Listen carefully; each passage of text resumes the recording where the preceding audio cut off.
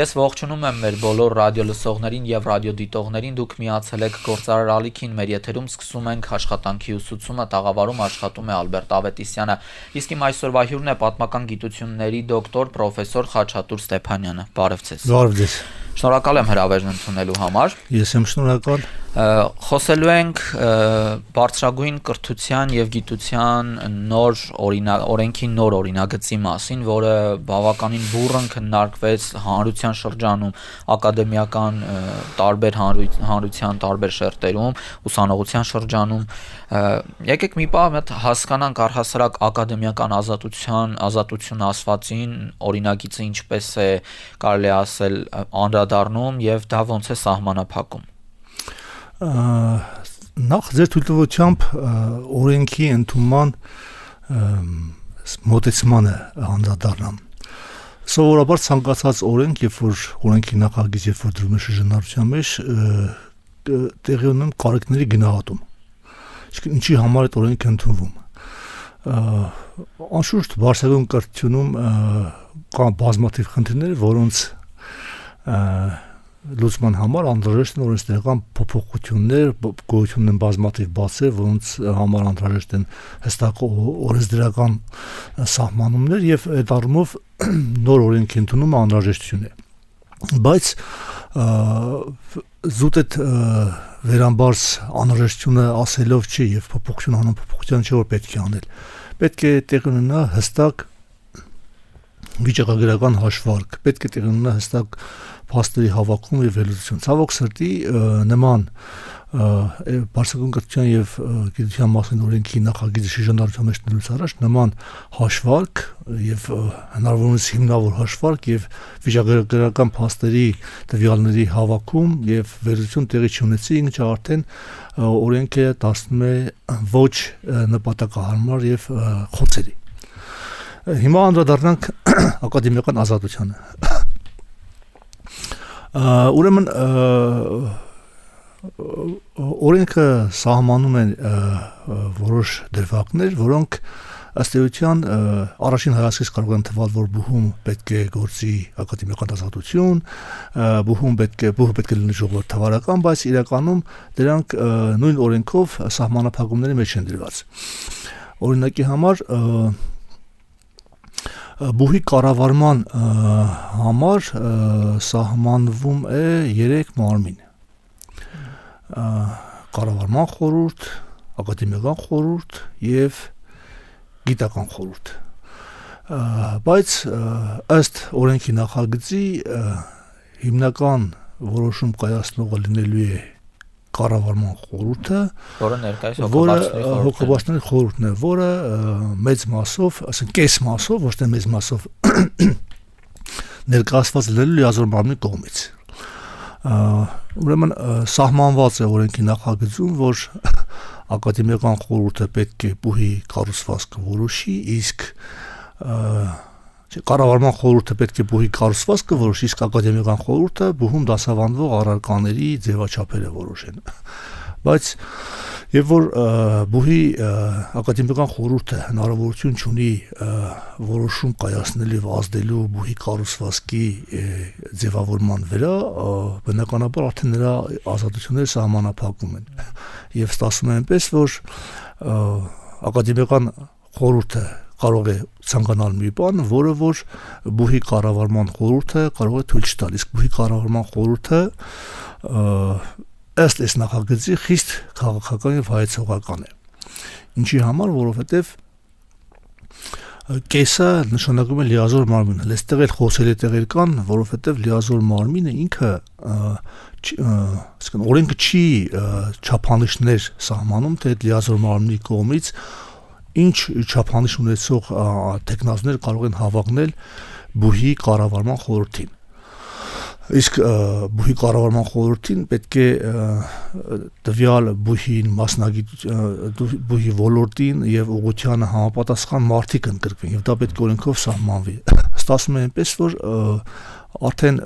ի սկզբանե որոշում է, որ որոշակի սահմանափակումներ պետք է լինեն բուհի ակադեմիական ազատության մեջ։ Ուրիշ խնդիր կա, ուրեմն կրթությունը բարբերաբար միգուցե սա ազատության ակադեմիական ազատության չվերաբեր, բայց ընդհանրապես սա կարևոր հիմնախնդիր է, որ ցավոք սրտի հաշվի չի առնվում։ Կրթությունը դա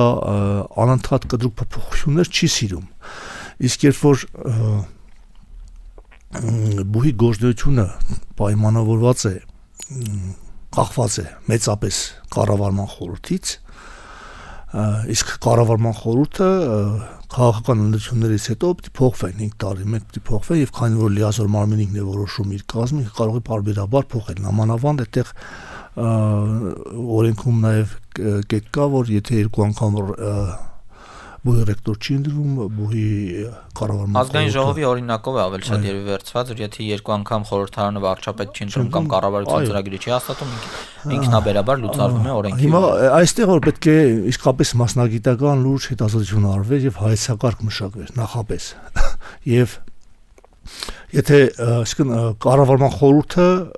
բուհի կառավարման խորհուրդը ծրվում է եւ չի սահմանում թե հաջորդ կառավարման խորհուրդը ինչպես պետք է ընդրվի,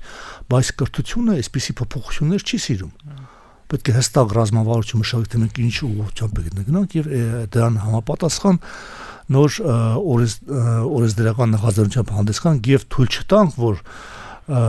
կառավարությունների քաղաքական հայեցողության պայմանավորված բուհական համակարգը բարբերաբար փոփոխությունների եւ հարվածների ենթարկվի։ Օրենքում կա մի ավելի խնդրահարույց կետ, որտեղ նշվում է, որ կառավարման խորհրդում, նույնիսկ հոգաբարձությունների խորհրդում սահմանափակում չկա, թե որ ոլորտի քաղաքական ինչ ուղղվածության մարդիկ կառավարության թե ոչ կառավարության ներկայացուցիչներ կարող են լինել, իսկ ակադեմիական խորհուրդում, որը ներկայիս գիտխորհուրդներն են, այնտեղ արդեն սահմանափակում կա, որ քաղաքական գործունեություն ծավալող մարդիկ չեն կարող լինել։ Այստեղ հարց է առաջանում, եթե բուհի բարձրագույն կառավարման մարմինը, որ որոշումներն է կայացնում ամենակարևոր բուհի կառուցվածքը, ռեկտորի ընտրությունը, բուհի բյուջեն եւ մնացած այլ հարցերը, որոնք ավելի կարևոր են, ինչի սահմանափակում է այստեղ չկա, այլ կա ակադեմիական խորհրդում, որը բուհի կարելի է ասել մենեջմենթով է զբաղվում։ Մեկ պատճառ ունի այդ բուհի ակադեմիական կազմը կախվածության մեջ թողնել բուհի մենեջմենտի կազմից, որը որ հանրային բուհերի, պետական բուհերի դեպքում որևէ արդարացում չունի։ Միգուցե ոչ պետական բուհերը, մասնավոր բուհերը իրենք որոշեն իրենց կրթական քաղաքականությունը եւ իրենց ներսում որոշեն ակադեմիական ուղղվածությունը, բայց հանրային պետական բուհերի պարագայում նման հնարավորություն թույլ տալը կազմում տեղին չէ։ Օրենքում դե հարցականի տակ է դրվում մասնավոր բուհերի դա այլ առանձիկ այո առասարակ ինքնությունը, որովհետև եթե չի հավաքվում ուսանողների հստակ քանակը կամ պետական բուհերի մասնաճյուղերի թիվը դա էլ այլ խնդիր է։ Այստեղ որ նաև ակադեմիական քաղաքետ ուղղակի կապ ունի, օրենքում հոդվածից մեկում կետ կա, որտեղ բուհերի ուսանողների նվազագույն թիվ է սահմանում 4000 ուսանող։ Այսինքն սա արհեստական թիվ է, որովհետև Հայաստանի նման երկրում անշուշտ կարող է լինել նաև 4000-ից ավելի քիչ ուսանողներ ունեցող համալսարաններ, որովհետև կան սպეციფიկ ուղղություններ եւ բուհերը պարտավոր են։ Սա կարող են այդպիսի քիչ թվով ուսանողներ գոյություն ունենալ։ Բացի դրանից, երբ որ մենք խոսում ենք համաչափ զարգացման մասին, այստեղ էլի հակասություն կա ակադեմիական քաղաք կոչվածի հետ։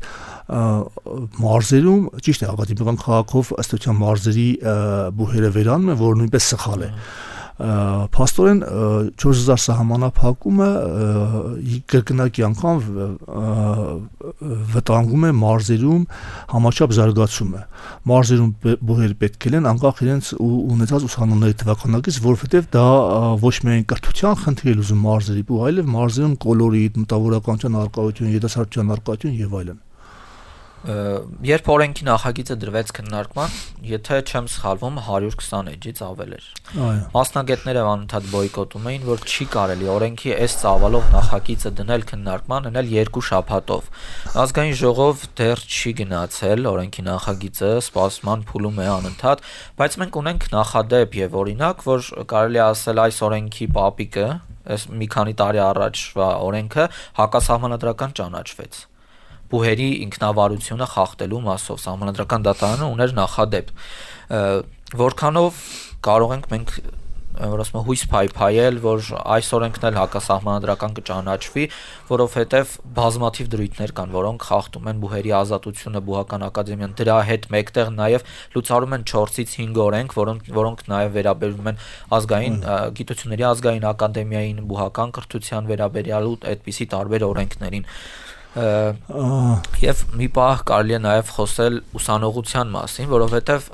առանց ուսանողության բուհական համակարգը կարելի է ուղղակի, ինչպես ասում են ժողովրդական լեզվով, ուղարկել թոշակի, որովհետև եթե բուհը ստեղծվում է ուսանողության համար, որովհետև պահանջատերը ուսանողն է, իր համար է կրթությունը շարունակական լինում։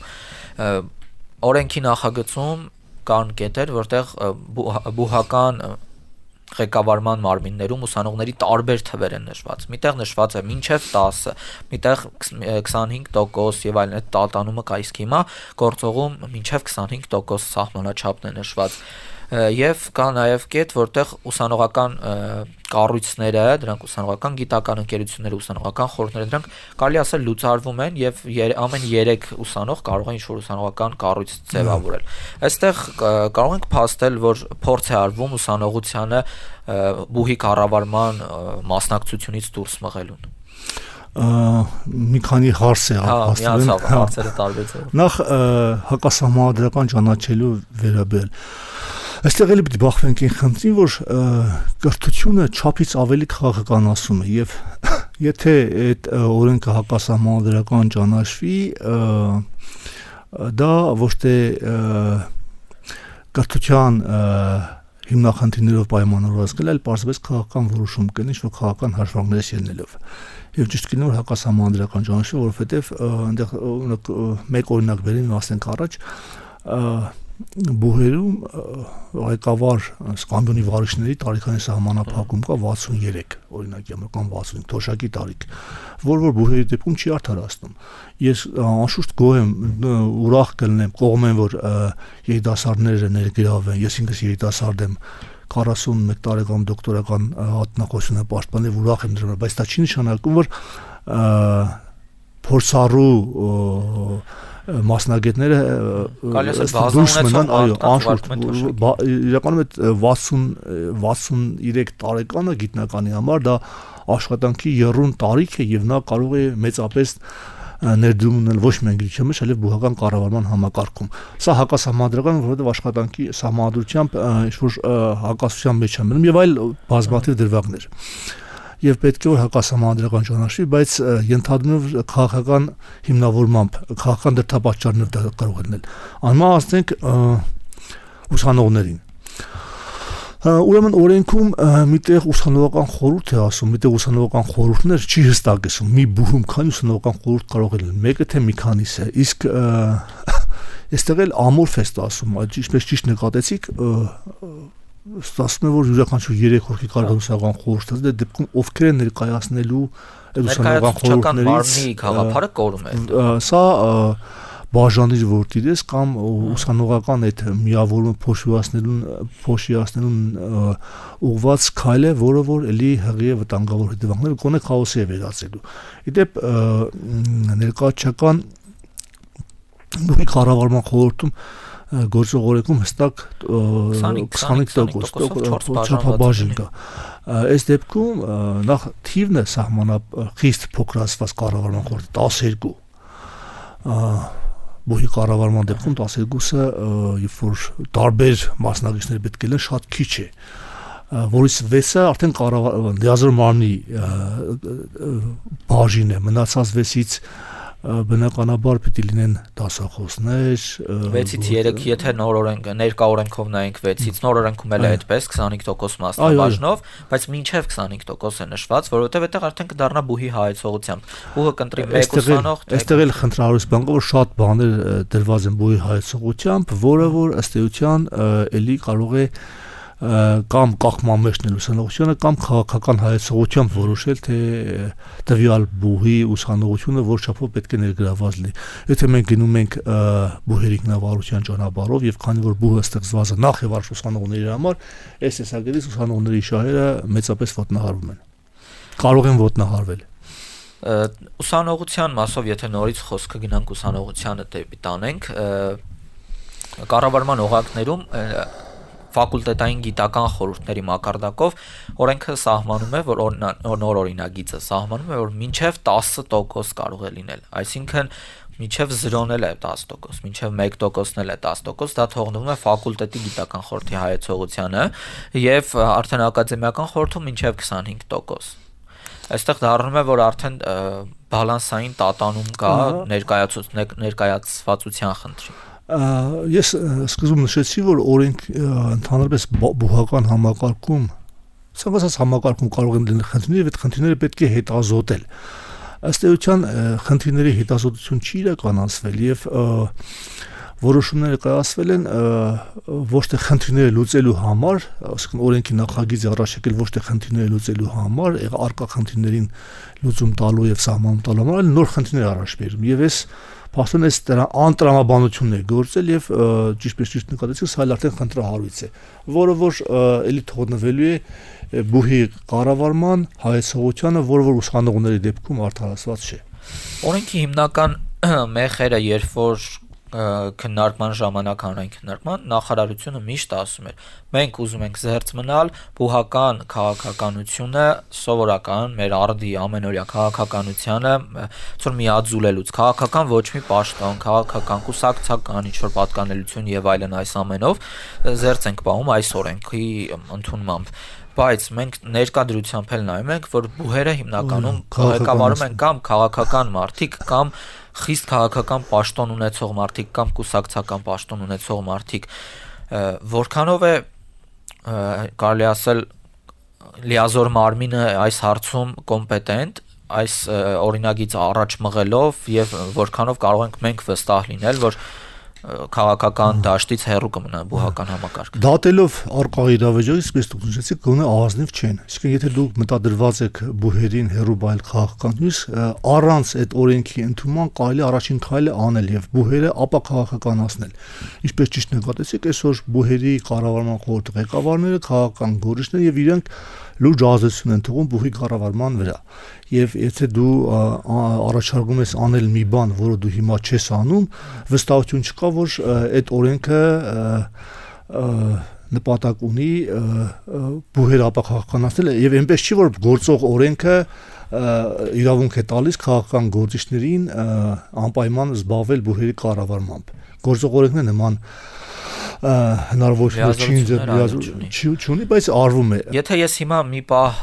հետ հայացք գցեմ ու հասկանանք մեր բուհերում հիմա ովքեր են ղեկավար անձնակազմերը,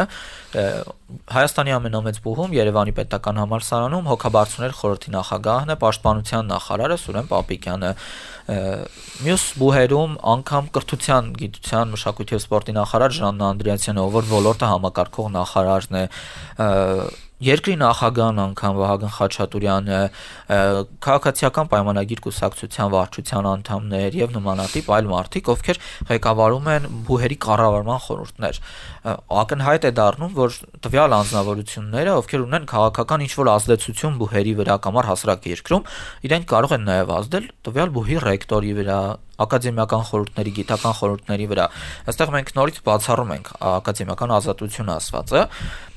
Այս ամենով մի պահ մենք գնանք դեպի ազգային ակադեմիական գիտությունների ազգային ակադեմիա։ Այստեղ ավելի վատ վիճակում է կարելի ասել, որովհետև մի ամբողջ ակադեմիական համակարգ գիտությունների բերվում է միացվում բուհական համակարգին, որ ակադեմիան գիտությունների ծառայի կրթությանը, բայց այստեղ պիտի երևի թե ավելի հակառակը լիներ, որ կրթությունը պիտի այնպես արվի, որ գիտությունից վերցվի ինչ-որ բաներ օգտագործվի, ոչ թե հենց հիմնականում ակադեմիան բերվի այստեղ, որովհետև մենք գիտենք, որ գիտությունների ազգային ակադեմիան նաև համարվում է կառավարությանը եւ խորհրդարանին գիտության ոլորտում խորհրդատու մարմին։ Ուրեմն այստեղ էլ հետեւյալ սկզբունքն է ընդհանրապես առաջ բերվում, նախ գիտական այդ աստիճանաշնորհումն է ձևափոխվում առանց որևէ հիմնավորման, գիտությունների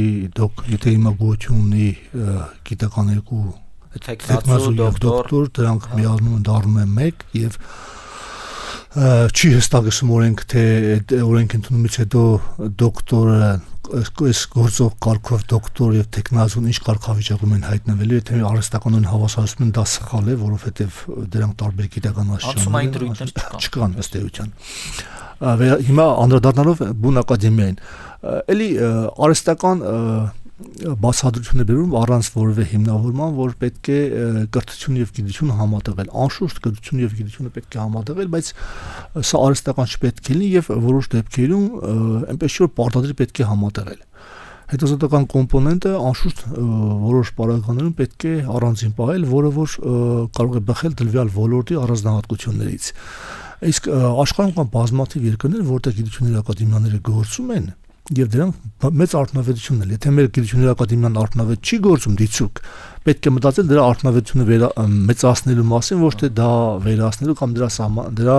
գործունեությունը սահմանափակելու առումով։ Վրաստանի փորձը կարելի է օգտագործել, որ իրեն գիտությունների ակադեմիան վերացրեցի եւ հիմա փոշմանել են այդ կադրած քայլի համար եւ խորհուրդ են տալիս, որ դա իրականանալ չէ։ Մեկ այլ խնդիր կա այստեղ։ Առաջին քաշում անդադ միջազգայնացման գնալու բացատրությունը, որը որ յուրատեսակ մոլուսկի է վերածվում։ Նույնիսկ ակադեմիաները վերացնելու, իբր բուհերը դրանով բուհեր ուժեղացնելու, բուհերը միջազգային ստանդարտների բերելու մոլուսկի առաջ բերում, բայց 2030 թվական մինչև 2030 թվականի կրթության ռազմավարության մեջ այնտեղ գետ կա, որ 4 առնվազն 4 բուհ պետք է աշխարհի լավագույն 500 բուհերի շարքում լինի։ Անշուշտ սա շատ լավ բան է, բայց դա չպետք է նախ իրատեսական չէ եւ հետո էլ պարտադիր չի որ մենք այդ մոլուսկով տարվենք, ավելի շատ այստեղ այլ խնդիրներով խառնում է իրար եւ այդ միջազգայնացումը չպետք է դառնա արհեստական, փոխարենը թողենք այլ խնդիրներ չլուծված։ Օրինակի համար նույնն է որ մեկը որոշի որ պետք է անպայման շատ լավ թանկարժեք մեքենա ունենա, բայց երեխաները ինքը մեքենա վարել չիմանան։ Այս նույն անիրատեսականության շրջանակում եթե քննարկենք ակադեմիական քաղաքի գաղափարն է դառնում։ Եթե հայտարարում ենք առհասարակ մենք կառուցում ենք ակադեմիական քաղաք, ակադեմիական քաղաքը լավ կառուցեցինք, բայց կառուցելուց հետո այս բուհական շենքերը ուր են լինելու, ինչ են լինելու, ինչ որ մեկին տալու ենք վարձով կամ առհասարակ հայտարարվում է որ Երևանի պետական համալսարանը, Երևանի պետական բժշկական համալսարանը նրանք պատմամշակութային կոթողներ են, իրենք կմնան Երևանի կենտրոնում, իրենց գործունեությունը կծավալեն, դառնում է որ այս մեր ակադեմիական քաղաք ասվածը, որ մենք տարանք դեպի Երևանից դուրս, բայց Երևանի մեջ նորից, այս երկու բուհը մնաց այստեղ, այլ ակադեմիական քաղաքի իմաստը ո՞րն էր։ Երևանը բեռնաթափել է։ Եթե կարելի է մի քիչ երկար էս հարցին անդրադառնամ։ Նախ ակադեմիական քաղաք կամպուս ասվածը շատ լավ բան է։ Սա որևէ մեկը չի հերքում։ Եվ շատ լավ կլինի, որ Հայաստանում էլ, ասենք 1-2 բուհեր նման կամպուսներ ունեն քաղաքից դուրս, ինչպես ընդունված է աշխարհում։ Բայց միշտ իրեն հասնել աշխարհում նաև ընդունված է, որ մայրաքաղաքներում գոյություն ունեն բուհեր, որոնք երկար ժամանակ գործել են եւ իրենց արդյունավետությամբ ոչ միայն նպաստել են երկրի զարգացման, այլև յուրատեսակ կոլորիտ համոհոտ են հաղորդել քաղաքներին։ Հիմա Ցյուրիխի կենտրոնում Ցյուրիխի համալսարանը չլինի, Մանհեթենում Կոլումբիայի համալսարանը չլինի եւ այսպես շարունակ։ Բազմաթիվ օրինակներ կարելի է խոշոր համալսարանների։ Այսինքն այս բացատրությունը հիմնավորված չէ, որ հավաքում ենք միտեղ, որպեսզի ավելի արդյունավետ գործեն։ Հայաստանի պարագայում արդեն խոսեցինք, որ համաչափ զարգացումն է մեծապես դժում, եթե մարզերում բոհեր չելնելու, սա մեծապես վտանգելու է։ Գալով Երևանի այս կենտրոնի հյուսիսային հատվածը այս համալսարանական հատվածը ինքը ակադեմիական թամանյանական նախագծով ինքը ակադեմիական փոքրիկ քաղաքի ավան ըստեյության եւ դա դրան նպատակով եղել եւ կարծում եմ այստեղ հեծանիվ պետք չէր հորինել եւ հիմա դուք ասում եք հայտարարում են որ բուհերը պատմամշակութային շենքեր են եթե հետևենք հայտարարություններին բազմաթիվ հակասող օրինակներ պետք է բերել, սկսած քաղաքականից Արցախը Հայաստանը եւ վերջ, հիմա ասում են Արցախը Ադրբեջանը եւ վերջ, վստահություն չկա նաեւ, քաղաքական վստահություն չկա, որ ասում են կանեն։ Փորձելով չքաղաքականացնել այս հարցը, բայց ամեն դեպքում պետք է մարդու խոսքին հավատաս եւ արած գործին։ Երբ որ տեսնում ես, որ ինքը ասում է մի բան եւ անում է հակառակ բանը, ուրեմն խոսքը վստահություն չի ներշնչում։ Եվ այս առումով վստահ չեմ, որ Երևանում, եթե ակադեմիկական քաղաքը կառուցվեց, երևանյան շենքերը կմնան իրենց կծառայեն իրենց նախկին նպատակներին։ Նամանավանդ իրենք էլ ասում են, որ չպետք է լինի։ Երկրի ղեկավարը մի անգամ հայտարարեց Երևանը բուհ չպետք է լինի, որ շատ վտանգավոր շեշտավորում է։ Պատկերացնում եք, մայրաքաղաքում բուհ չպետք, սա գաղափարական առումով շատ վտանգավոր թեզ է։ Մենք կռվել ենք հանուն ոչնչի, այդ թեզը ինչ բերեց մեր ժողովրդի գլխին։ Հիմա ասում ենք Երևանում բուհ չպետք է լինի, անգրագիտություն պետք է լինի։ Ես այդպես կարող եմ մեկնաբանել, շատ վտանգավոր։ Շենքերի այդ 100-ամյա պատմությունը դրվում է կասկածի տակ, առհասարակ լավ, եթե չլինի, մի պահ նայում ենք, չեղավ այդ բուհը, օրինակը վերցնենք Երևանի պետական համալսարանի վրա այդ Մայր-բուհի շենքը, ինչպես անընդհատ դարերով խոսվեց դա Մայր-բուհն է, կառավարության որոշում կար անգամ Մայր-բուհն է, բայց ոչ մի օրենքում Մայր-բուհին առավելություններ չտրվեց մյուս բուհերի նկատմամբ, ոնց որ արվում է օրինակ Սանկտ Պետերբուրգի Մոսկվայի համալսարանի օրենք են ընդունում, օրենքը դա չի ազդում մյուս բուհերի վրա, ազդում է միայն այս բուհի վրա, այս ամենով։ Եթե մի պահ վերցնենք Երևանում ոչ մի բուհ չկա, այդ շենքերը ինչ են արվելու։ Ինչ են ծառայելու։ Չեմ ուզում մտածել թե ինչ կարող են այլ նպատակներով կծառայեն, որոնք որ դիմախեղելու են թե Երևանի տեսքը եւ Երևանի կոլորիտը։ Ես հիմա ասում եմ մեկը ասում է հյուրանոց են սարքելու, դե բնականաբար բնակարանները չեն վերածի, սպասարկող ինչ որ հաստատությունները կվերածեն, որը որ էլի կրկնում ոչ միայն պատմությունն է ավերելու այդ բուհերի, այդ կրթության անցած մայրաքաղաքի պատմությունը, այլև դիմախեղելու է քաղաքի կոլորիտն ու նաև ժողովրդագրական դիմակիցը։ Չվախենանք դրանից ասելու։ Կրկնում եմ, ակադեմիկական քաղաքը լավ բան է, 1-2 բուհերի պարագայում պետք է անել, բայց բուհեր կան, օրինակ Երևանի պետական համալսարանը, բժշկական համալսարանը, որ կլաստեր է, կոնսերվատորիան կլաստեր է։ Պիտի մնան, եթե վերցնենք ճարտարագիտական համալսարանը, հիմա ես իրանց անունը չխոսեմ, ինքը կոմպակտ մի փոքրիկ ավան է, որտեղ ամեն հարմարությունները կան։ Անվան ավիացիոն համալսարանը, Վազգեն Սարգսյանը, ոնց ենք այստեղից վերցնում, արդեն պատրաստ է ապրեք, գումարած մեր նման երկրում անվտանգության խնդիրներով երկրում այդպիսի բուհերը, որոնք ուղղակի կապ ունեն անվտանգության հետ, ռազմական բուհերը, պետք է մյուսները չառնչվեն, որովհետև այստեղ նաև այլ վտանգներ կարող են առաջ գալ, չպետք է տուրք տանք կեղծ ազատություններին եւ վտանգենք նաեւ այդ առումով բուհերի անվտանգ Մեր մոտ որ օրինագծերը բերվում են Հայաստանում, միշտ նշվում է թե Երևանի մակարդակով, թե հանրապետության միջազգային փորձ։ Ու չի հստակեցում, առհասարակ այս միջազգային փորձ ասվածը որն է, որ երկրի, որ քաղաքով մենք դիտարկեցինք, չգիտեմ, Ֆրանսիայի Փարիզ քաղաքով դիտարկեցինք Երևանի կենտրոնը բեռնաթափելու, չգիտեմ, Մասաչուսեթսի տեխնոլոգիական համալսարանի օրինակով ենք վերցրել Երևանի պետական համալսարանը լավը դարձնելու, բուհական ակադեմիական ազատություններ սահմանելու, ոչ մի ձև չի հստակեցվում, թե այդ միջազգային փորձ ասվածը որն է։ Ես նախ խոսքիս սկզբում ասացի, որ մեր կարիքները չեն գնահատում, իսկապես ցանկացած օրենսդրական նախաձեռնություն, ընդհանրապես գործ սկսելուց առաջ պետք է հաշվարկ անել, վիճակագրություն կազմել։ Վիճակագրությունը շատ կարևոր գործոն է ցանկացած գործի մեջ, որը չի արվում, ոչ ներսում է կարիքները գնահատվել, ուսումնասիրվել, փաստարկված, հիմնավորված, ոչ էլ դրսում։ Եվ բնականաբար սա ելի եմ ասում մոլուսկ ցույց տալու համար, որ ասում եմ, որ հերթական անգամ հույսով ենք լցնելու ժողովրդին,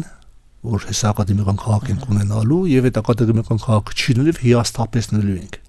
Եվ կրթության առումով էլ պետք է ժողովուրդը վերջնականապես հիասթափվի։ Ինչպես որ շատ առումներով հիասթափություն է ապրում։